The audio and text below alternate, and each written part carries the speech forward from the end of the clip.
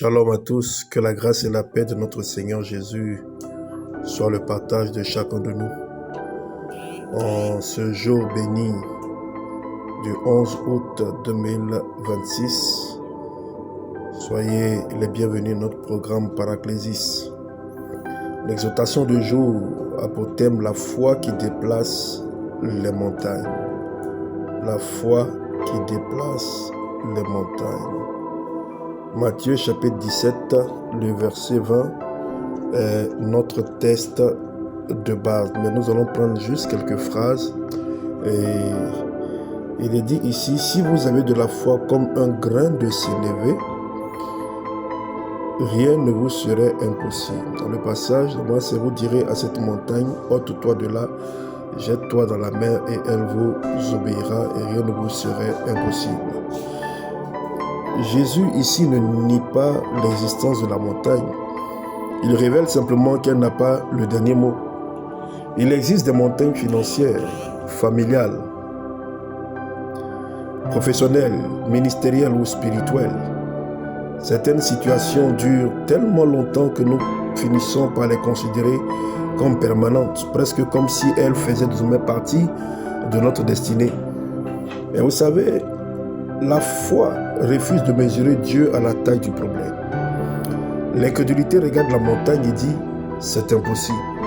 La foi regarde Dieu et demande « qu'est-ce qui est impossible à celui qui a créé les montagnes ?» Le véritable danger commence lorsque notre montagne devient plus grande dans notre pensée que le Dieu que nous confessons. Alors, retiens ceci. Ce n'est pas parce qu'une montagne est ancienne qu'elle est éternelle. Ne donne jamais à ton problème une dimension supérieure à celle de ton Dieu. Pour continuer, nous allons voir une définition du mot foi. En grec, le terme qui a été utilisé dans ce passage, c'est pistis, et qui désigne la foi, la confiance, la conviction, la fidélité.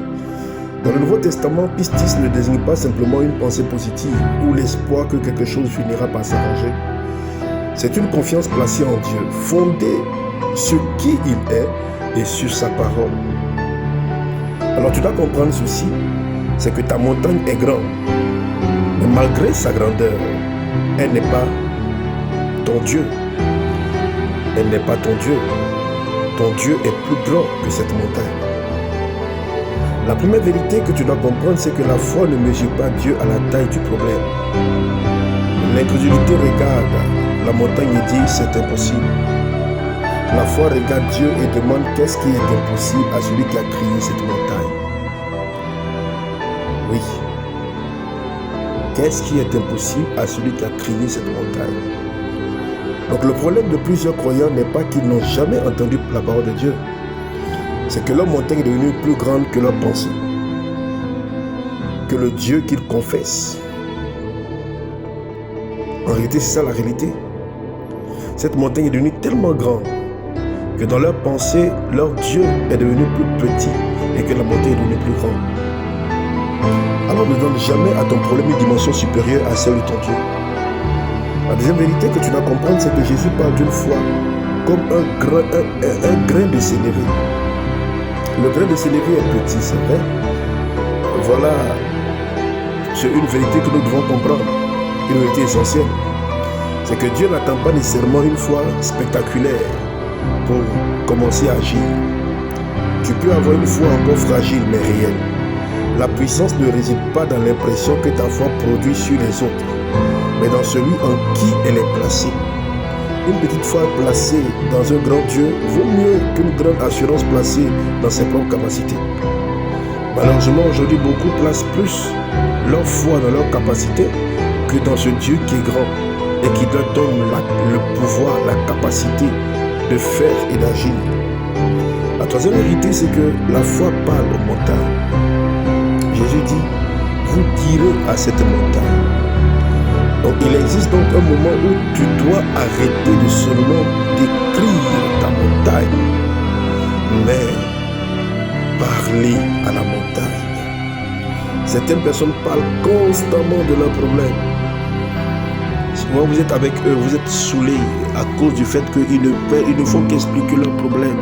Il ne faut qu'expliquer leurs difficultés. C'est des gens avec lesquels, quand vous en sentez plus découragé parce que tout leur langage est porté vers les problèmes, vers l'impossibilité, vers ça ne peut pas, vers impossibilité. Non.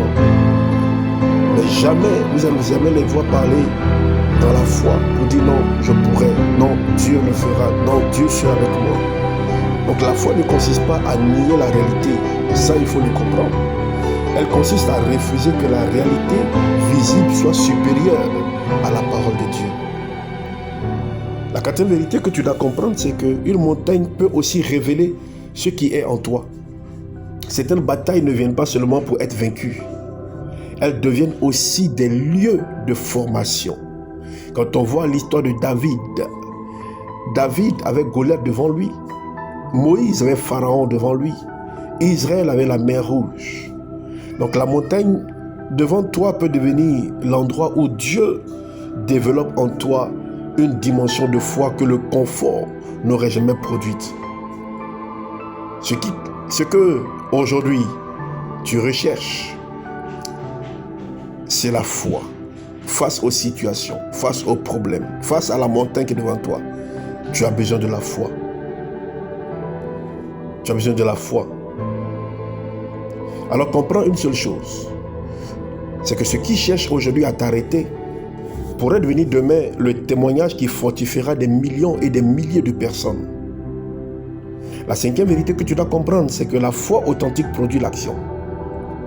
La foi biblique n'est pas passive. Tu pries, mais tu avances. Tu crois, mais tu obéis. Tu déclares, mais tu agis lorsque Dieu te donne une instruction. Lorsque Pierre et les autres apôtres ont vu Jésus marcher sur les eaux, ils étaient effrayés. Mais Pierre lui dit que si c'est toi, permets que je puisse venir vers toi. Jésus lui dit, viens. Si Pierre était resté dans la barque, il ne serait pas venu. La foi est censée être agissante. La Bible nous dit que la foi sans les œuvres, elle est vaine.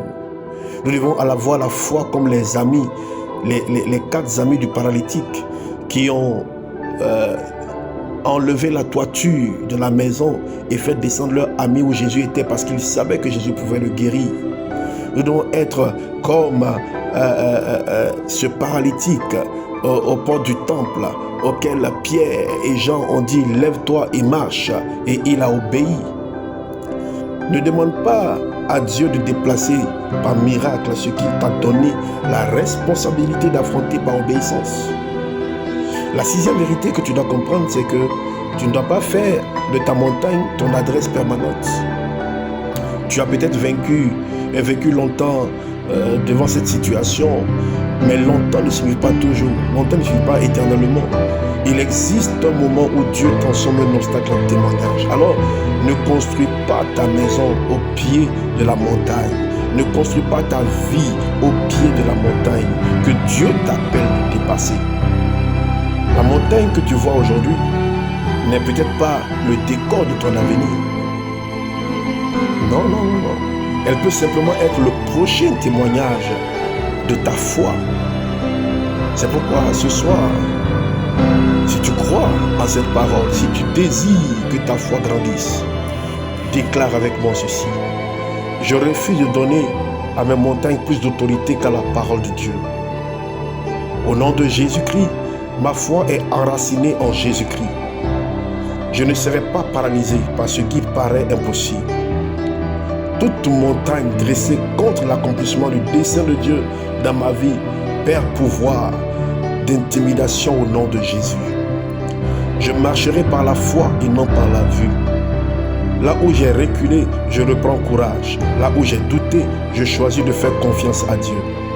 Je verrai la fidélité de Dieu dans ma génération au nom de Jésus-Christ. Mes combats deviendront des témoignages au nom puissant, glorieux de Jésus-Christ.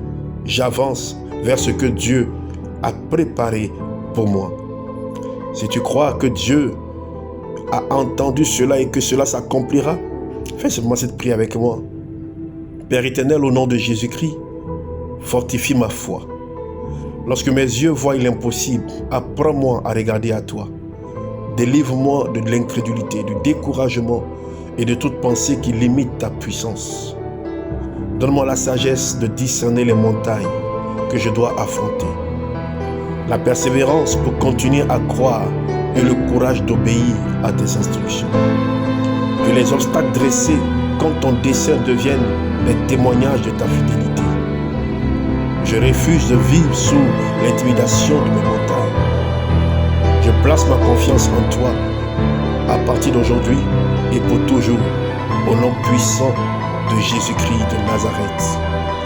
Amen, amen et amen.